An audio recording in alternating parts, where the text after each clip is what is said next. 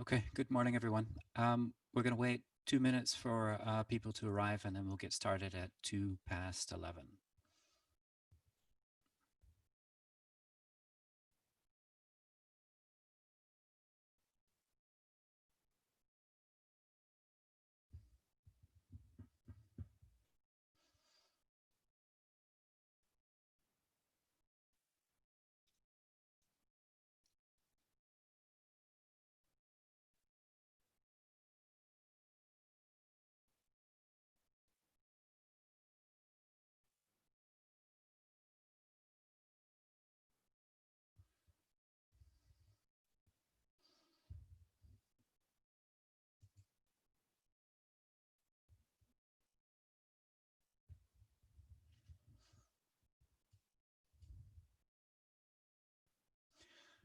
Okay, I think we're almost ready to get started.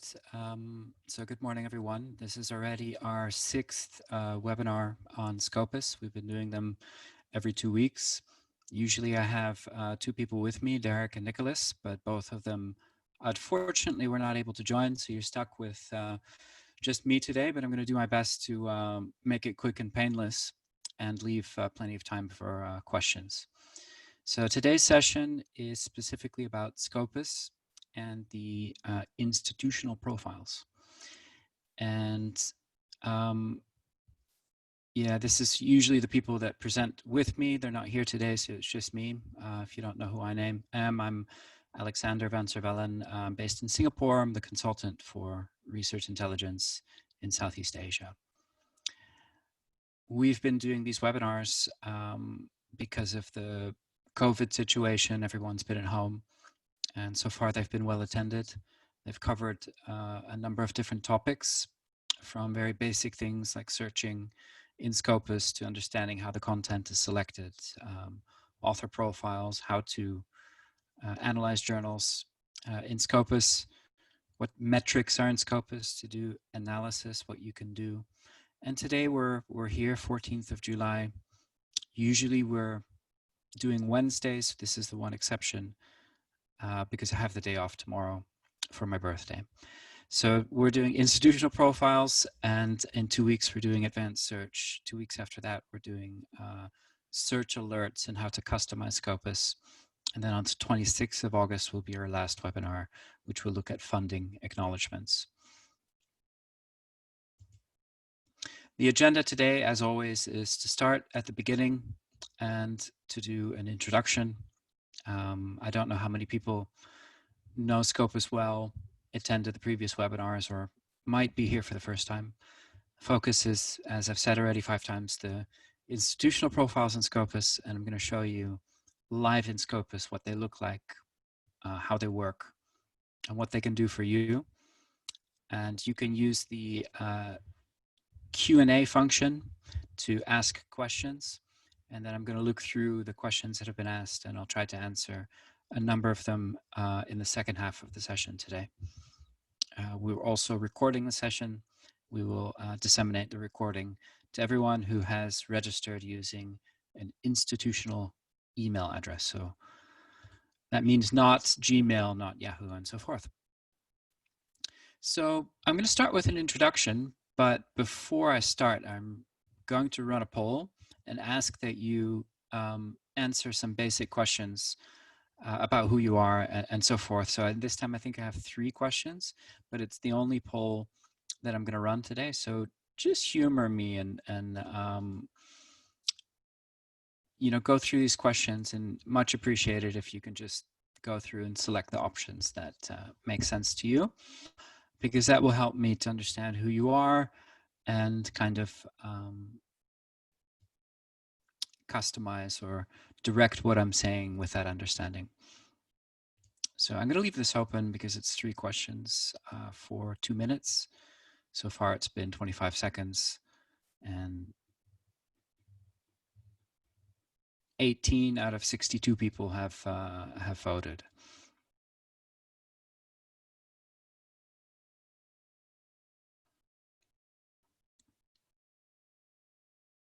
Okay, so 60% of you have voted. Fantastic.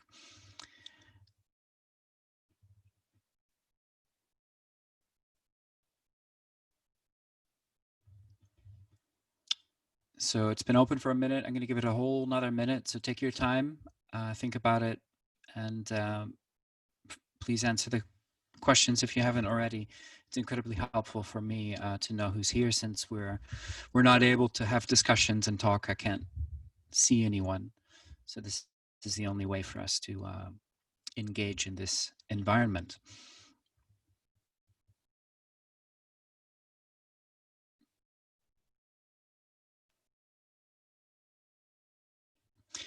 Okay, so the voting seems to have stopped. We're at 50 out of 67 people. Oh no, there a couple more people are voting.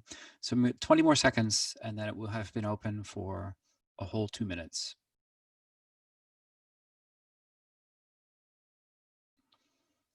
All right, 10 more seconds. So for those of you who already voted, bear with me. 3 more seconds, and I'm going to end the poll. I'm going to share the results. So we can see that the most people here, actually 60% together, are students and researchers. So that's fantastic. I think Scopus is a great tool for researchers. And 28% of the people are librarians. So wait a minute.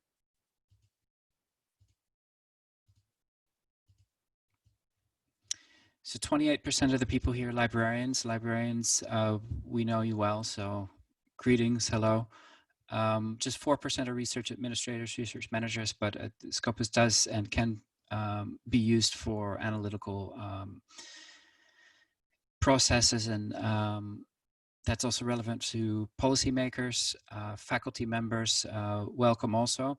We see that 93% of the people here have access to Scopus at their institution, so that's great. I just wanted to make sure that those of you here, if you were coming from institutions that don't subscribe, then that's an interesting thing that we would want to understand, but it seems like most of you already have access to Scopus. There's no issue there.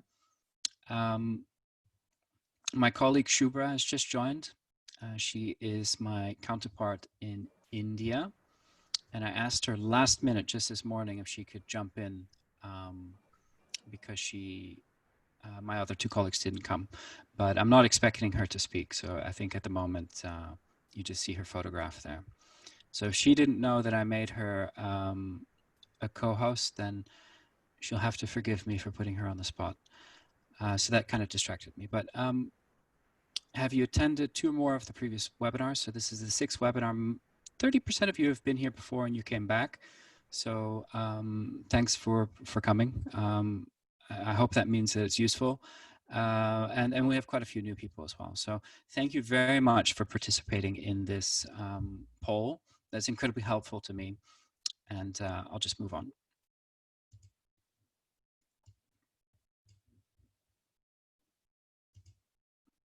So as an introduction, for those of you, there's always a couple new people. If you don't know what Scopus is, it's a source neutral abstract and citation database. So it's a curated data set of peer-reviewed content, right? Scientific research that's peer-reviewed. It comes from 5,000 different publishers, ranging from big publishers to very small ones. It's about 24,000 serial titles. And it's there for you to find the content as well as to kind of analytical functions over them. I won't go into details on that. The content, about 11% of the journals are from the company that built Scopus, which is Elsevier. So I work for Elsevier. And only about 40% of the content is from the big publishers. 60% of the content is from smaller publishers. All of the content is reviewed. So all journals to get into Scopus have to be reviewed by an independent content selection advisory board, because we want every journal that's in Scopus to be genuine peer-reviewed science. So it has to go through that process. We span across all the subject areas. We have journals, conference proceedings, books, and book series. Scopus includes content from over 100 different countries in 40 different languages. It's updated every day. and there are almost 9 million open access documents that you can find via Scopus. So I got a lot of questions from people who came to these webinars the first time, and they said, does Scopus have the full text? And it does not have the full text. So it's an abstract and citation database. But from Scopus, you can link from the item in Scopus to the publisher. And either the publisher is a publisher that you need to subscribe to, or it could be that that item or journal is open access, in which case you can see the content.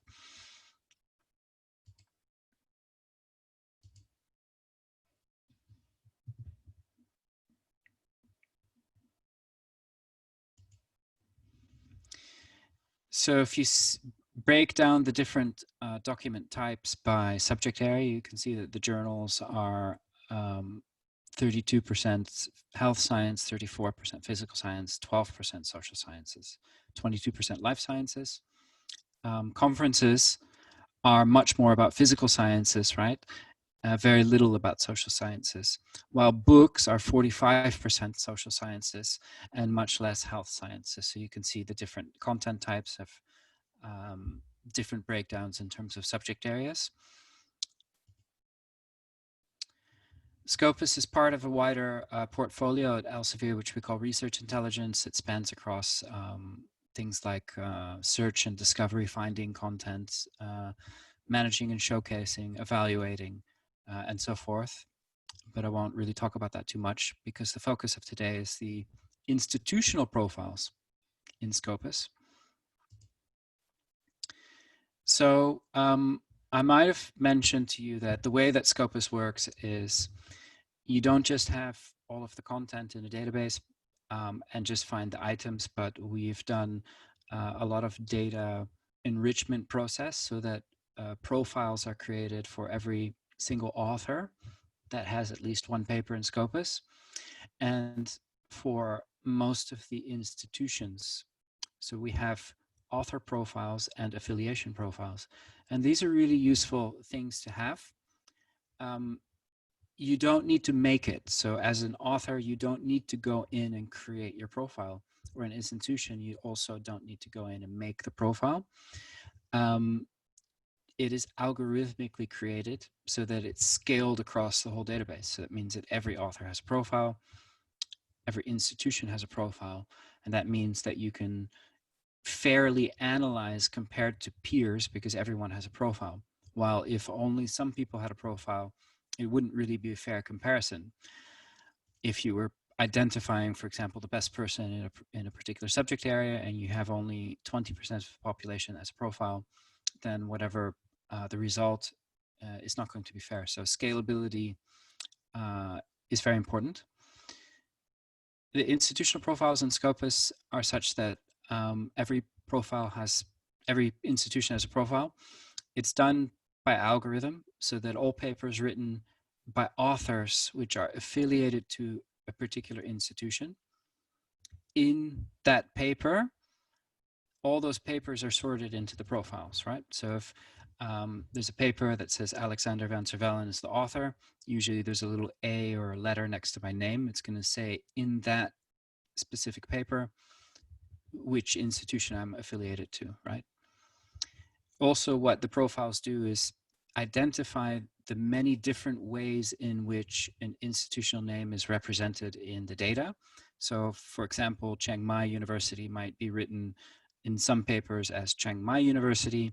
In other papers, it might be like Chiang Mai U dot, right? So it might be an abbreviation, or you might even have some people that say something like University of Chiang Mai, or different variants. So the algorithm and the work that we've done at Scopus is to collect a map of all the different name variants which are used to represent one organization, so that all the papers that mention those different name variants are associated to the same profile.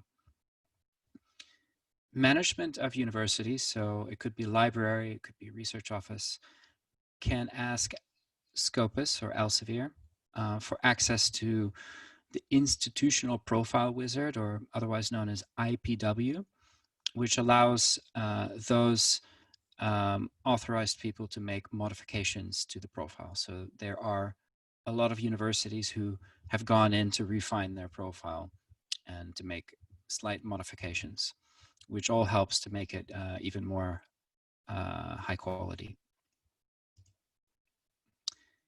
Here's an example of a paper in Scopus about, yeah, who cares what it's about? It's not my field, so it's hard for me to describe what it's about. But this paper has a number of authors, right? So we can see each author has some letters next to his or her name. And we can see that there are these different affiliations. So all the ones in yellow are Chiang Mai University, right? So here you see Faculty of Medicine, Chiang Mai University, Chiang Mai, Chiang Mai. And these are all from King Mongkut University of University of Technology in Thonburi, KMUTT.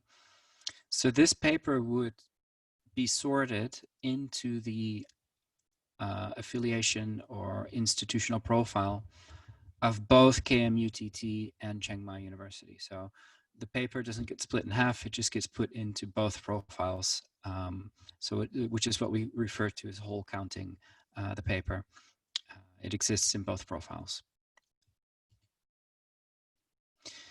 Every institution has a profile and therefore also has a profile page in Scopus. So here you see Chiang Mai University. You can see the name, you can see some other formats, and every affiliation institutional ID or has an ID, sorry, every institutional profile has an affiliation ID, which is these digits here that you could use to search for it. The profile page itself, having the profile means it's easier to find all the documents that belong to one institution or one hospital or one university, whatever it is, to analyze that based on metrics. How many papers did they produce? What's the growth? What's the citation rate? Who are the top authors and so forth? So doing kind of light analytics. And the institutional profile page is also where those people authorized at these institutions can make modifications to the profile. So I try not to present too many slides these days, so that's all I have. We're going to go to scopus.com. And I'm going to trust that you guys can see scopus.com since I'm presenting alone today. And we land here on this page where you can see different search options, but in this case, we're going to search for, hide my,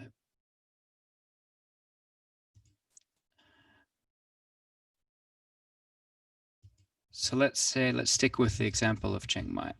So I'm going to type in Chiang Mai.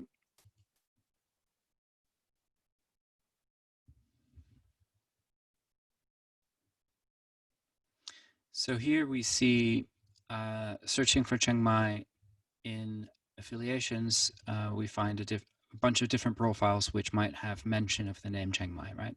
It might be the city that the institution says that they're in, or so forth. But I see here at the top Chiang Mai University, which was the example that I started with today. So here we see affiliation details, Chiang Mai University. Affiliation ID is this number here. You could do an advanced search searching with that number. We see some other formats. Now, the cool thing is that you have a lot of information here about Chiang Mai University. You have their output broken down by subject area, right? So if you were doing an analysis, you could see some interesting things here. You could see that they collaborate mostly with Mahidol and Chula and Kongkien, and you could link through to the collaborative papers. So there's more kind of analytics thing for people who are doing an analysis. But you could also see who are the authors that are affiliated to Chiang Mai University, right? So you can see all the authors who have at least one paper which is affiliated to Chiang Mai University, such as Songsak. So you can see that Songsak is affiliated with Chiang Mai University. So we can link from the affiliation profile in this case to the authors which are affiliated to the institution. We could also look at all of the papers, right? So if we wanted to look at here Chiang Mai University and, for example, analyze the content. So again, I'm thinking analytical workflow. It's more my my background. But so if I was somebody working in the Thai government and I wanted to see how's Chiang Mai doing in terms of output, I might go here. Or who are the most prolific authors, those type of things, what subject areas they publish in. If I were a researcher, I might not be looking in the profile to begin with. I don't think it's a typical researcher use case, but you could say, well, I want to look at some of the highest cited articles. So we can use the filter here to have the highest cited articles put at the top. And obviously, you can, as a researcher, click through to any articles and judge if this is something that you want to look into. So we can see this is a very highly impactful article. And if you wanted to link to the full text, right, you go here and it's going to take you to the publisher that has published this paper. So here it's the New England Journal of Medicine. And it looks like the whole full text is here. So it's probably open access.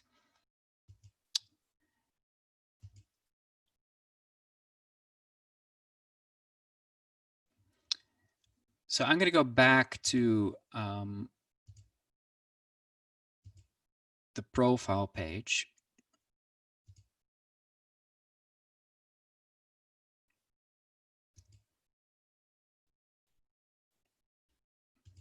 It's a lot of clicks for me to get back. All right, there we are. So you could set a feed or document alert. So if you wanted to get an alert every time that a new document is published by Chiang Mai University, if that's your university, you can set that up. You can, and this is if you are an authorized administrator, right, and you have access to the institutional profile wizard. So for most of you, this is irrelevant, but for some of the librarians who are attending today, this might be relevant. So if you have access to the institutional profile wizard, you can modify the profile. So you can create new profiles and create hierarchy. For example, here you see that Chiang Mai University at the top level is Chiang Mai, but they have a separate profile for the Faculty of Medicine and a separate profile for the Institute of Science and Technology Research and Development. So you can create sub-profiles for faculties if you wish, and if the authors have consistently mentioned clearly which faculty they work at in the papers, right? So if the faculty information is in the papers, you can create faculties and create the hierarchical organization of the profile. And a great example of that, actually, so you have three different things before I could show you this great example. There are three different things. You can modify or create hierarchy. You can modify the profile. So for example,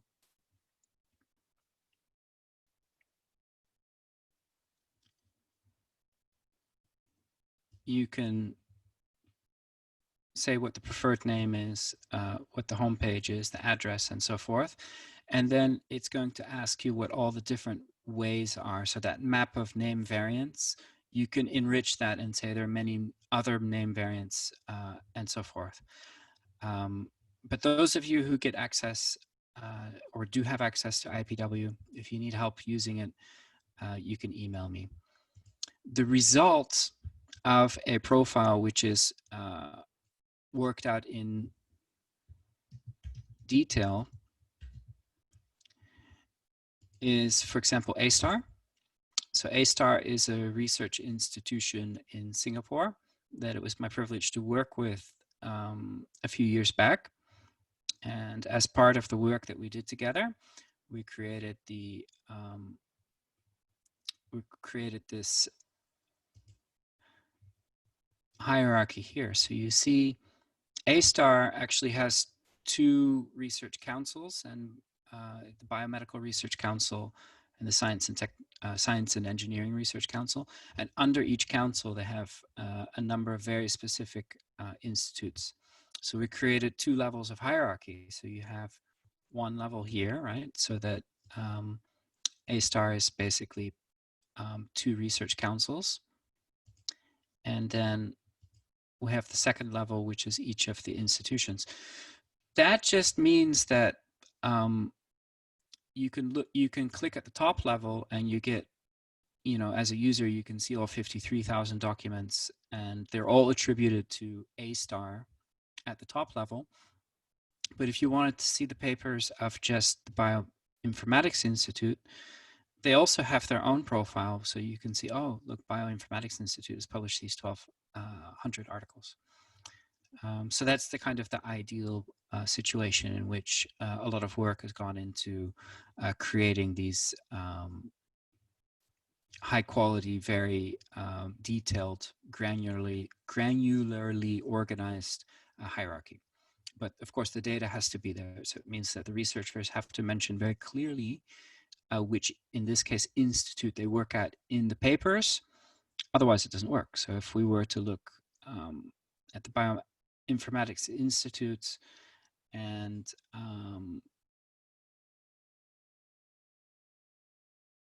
so here you see that author 1 and the corresponding author have indicated that they're B, where it clearly says not just A-STAR, but it says Bioinformatics Institute at A-STAR, and that's why Scopus is able to identify that this paper belongs to not just A-STAR, but the Bioinformatics Institute at A-STAR. So the information that the authors put in the paper, which is published, which is provided to Scopus, is very important in terms of being able to attribute the paper to the correct institutional profile.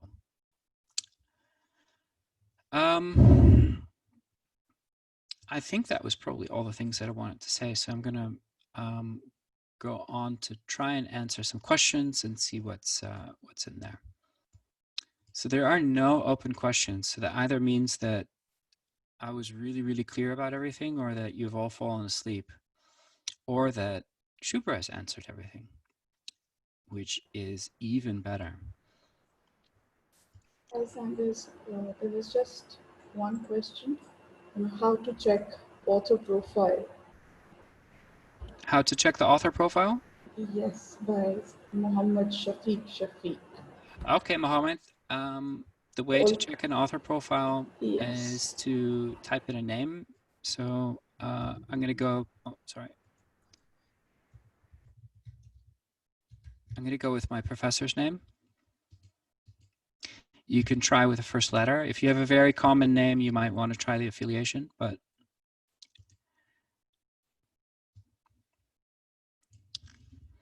so here we go. I found his profile by searching. So I'll try that again with like a different name, maybe something a bit more common. So if I say,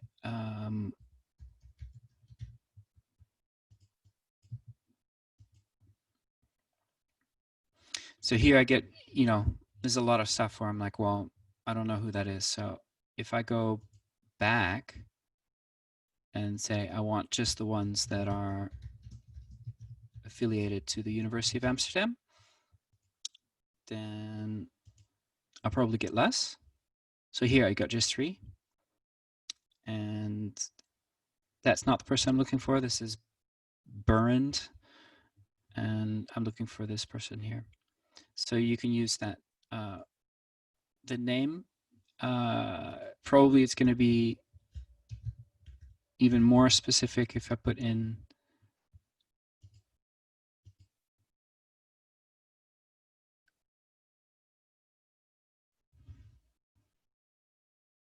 yeah. So anyway, so the search function is you go to Scopus search and you type in the name. Sorry, it's displaying a bit weird, but yeah, you type in the last name first name or first letter, and optionally you can fill in the institution like that. Another way to do it would be find a paper. So if you search for, like if you know you have a paper in Scopus, right?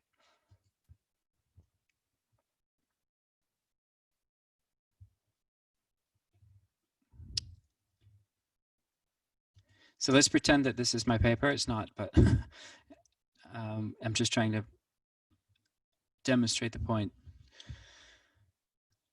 We'll wait for Scopus to load. All right, I seem to have angered it. There we go. So here we see a paper. So let's pretend that this is my paper or your paper. You found it in Scopus, and let's pretend that I'm Mr. or Mrs. V. Dixit. If I click on that, boom, it's going to open the author profile. So two ways, either search by author name in the actual author search, right?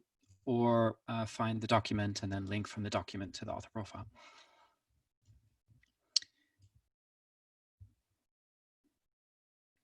Okay, so it's very quiet. If you have questions, please feel free to ask them, and I'll try to answer them. There's one come up in the chat now. How Yeah, do I know? How do I know that journal which I am going to submit is in the Scopus cited? I'm assuming they want to ask the journal that they want to submit the manuscript to. Is it indexed in Scopus and how many citations does it receive? I think that's an that's what they excellent mean. question. It's not on the topic today, but since no one's asking questions about institutional profiles, I forgive you and we'll answer the question. So yeah, so it's important to know which journals are in Scopus. That's a very fair question. And at the top, you have a menu here, and it says sources. This could easily be called journals, but we have journals, conferences, books, and such, and that's why it's not called journals. It's called sources. So we have active and inactive titles. So you need to be a bit careful to see that what journal you're publishing in is an active journal that's in Scopus. The most authoritative place to do that is right here, is to download this list, find the journal in the massive Excel sheet, and look at what the, how do you say, just see if it's an active or inactive journal, right? So some journals have stopped existing, some journals are even removed from Scopus, and that will be indicated here. But maybe before you go there, just within the within Scopus, if I was looking at like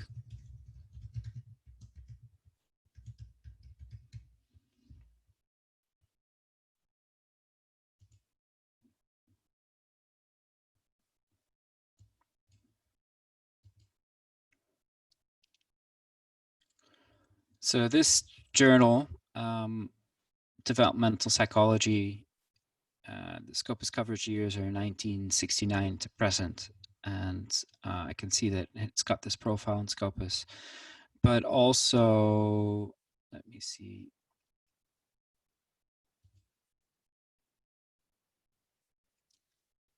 I can see they've published already in 2020, so it's pretty clear that they're an active journal that's in Scopus. But again, if I was in doubt about the status, that was the word I was looking for, status. If I was looking for the status of a journal, a particular journal, right? I was thinking of publishing in there. I'm like, well, I'm not sure. Download the Scopus source list and have a look there. We are very serious about journal quality, and therefore any journals which show funny behavior are going into a reevaluation process, and we end up de-indexing some journals. So if you want to be a little bit careful in terms of what journal you're publishing, and especially if it's fourth quartile, we of course you should assume that everything in Scopus is good quality. But there are times when journals which were accepted into Scopus previously sometimes change their behavior. They get a different management, and they may adopt practices which are no longer resulting in good quality science. And then we will have them de-indexed. So there's always this a few cases of that every year. And I would say if you want to be 100% sure to avoid something like that, is aim a bit higher. You know, we want to have a comprehensive database, so we include you know, the full spectrum of science. But why aim at the fourth quartile in terms of quality if you could aim at the third, second, or first? So these quartiles are based on site score. So every journal has a quality measure based on citations. We can see the site score of this journal is 5.7, and actually it ranks number 26 in 327 journals in developmental psychology. So this is a very high quality journal. So I would not be worried about this journal at all, that maybe it would be de-indexed or have any kind of problem.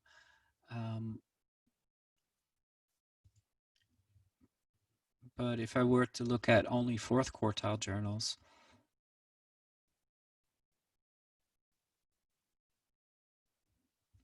ooh, I think I did something I didn't like.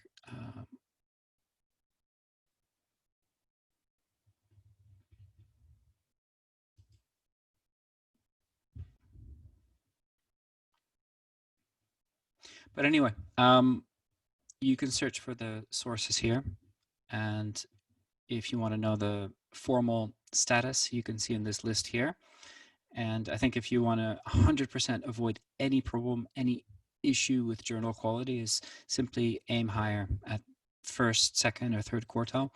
Fourth quartile, again, any journal that content that's selected into Scopus at the time of selection, we're quite confident that it's high quality, right? We've checked that it's peer reviewed. We've looked at the editors, looked at the authors, looked at the content, all by the Content Selection Advisory Board. But at times there may be some journals which get removed in the long run, but they are usually lower quartile journals.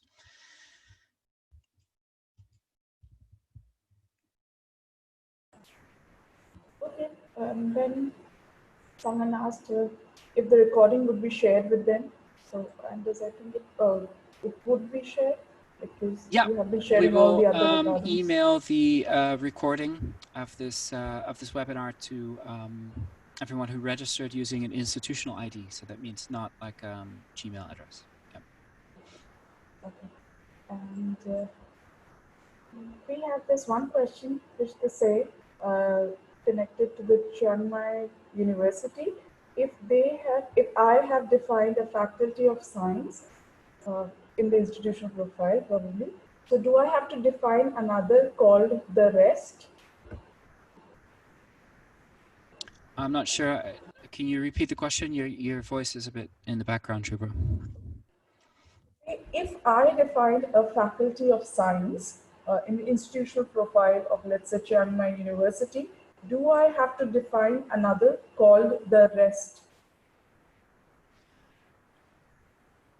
No, you don't. So I'm assuming that the person asking the question is thinking if they have access to the institutional profile wizard, which means they need to be management of the university.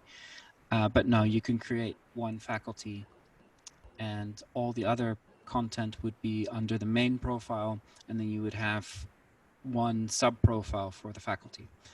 Probably doesn't make sense in most cases unless it's a hospital.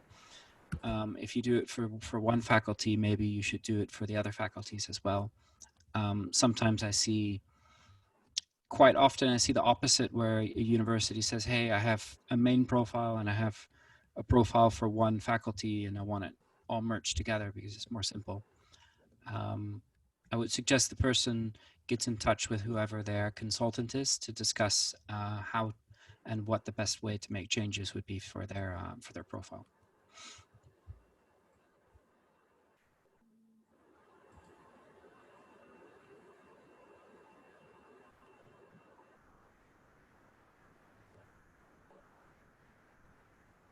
think there are a couple of questions on a few articles from these authors were present in Scopus previously, but it is not there.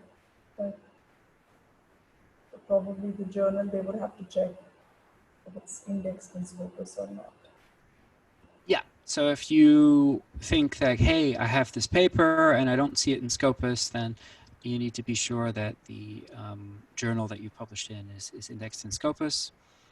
And sometimes some journals are a little bit late providing their content to Scopus. So if it's like a paper published in 2020 and you see it on the journal website, but it's not in Scopus, sometimes it just takes a bit of time for the content to make it from the journal to Scopus. That's something that depends not just on us, but on there's 24,000 different journals which are providing us with the data, the content, and some are simply faster than others. So those are the two main reasons why it might not be there. Either the journal's not indexed, or the content just hasn't arrived yet.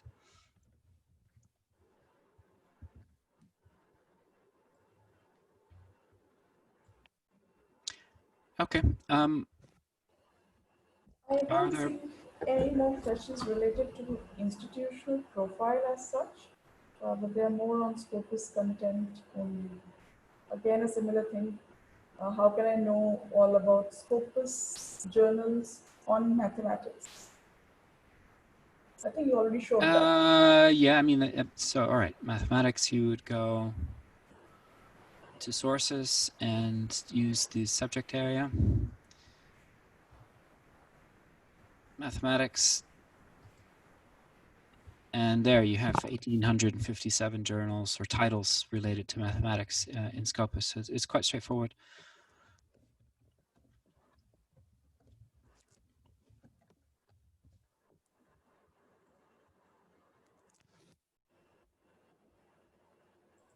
Okay. If there are no further questions, then maybe we'll get back 15 minutes of our lives and see you next time. I would thank Shubha very much for coming and actually helping me with some of these questions today. I know it was very last minute, and I'll try to never do that again so last minute, but it's much appreciated.